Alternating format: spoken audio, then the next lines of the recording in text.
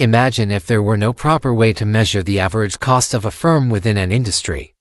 How would companies in a specific industry or the entire domestic economy be able to figure out what their total average cost is?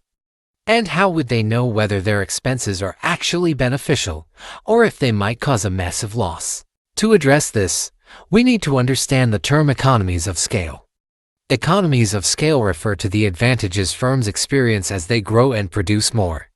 Simply put, when a company's production increases, the average cost per unit decreases.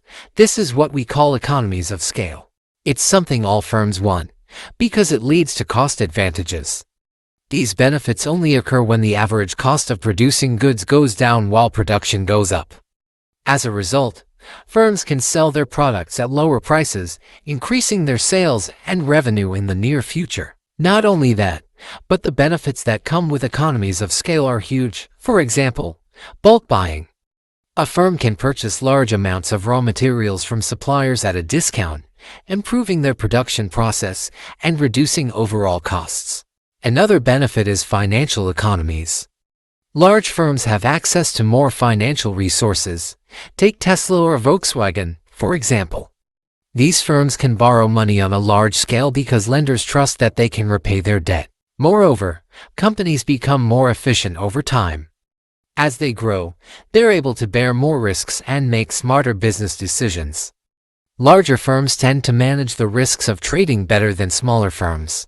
And finally, large firms often produce a variety of models or products.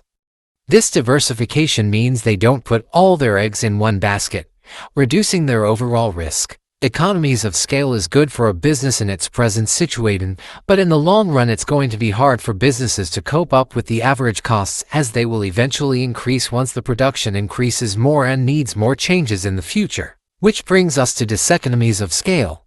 As firms will reach the optimum level of economies of scale, they slowly start to lose efficiency in their productions, and thus average costs tends to rise again. One of the aspects of diseconomies of scale is management problem, as it becomes increasingly difficult to carry out coordination, control, communication, and to maintain good industrial relations. Large firms are likely to be divided into many departments, and as these multiply and grow in size, the task of coordinating their activities becomes more difficult than it is. Now let's talk about average costs. Earlier in this video we discussed the incidents that might happen if there are no proper methods to measure average costs.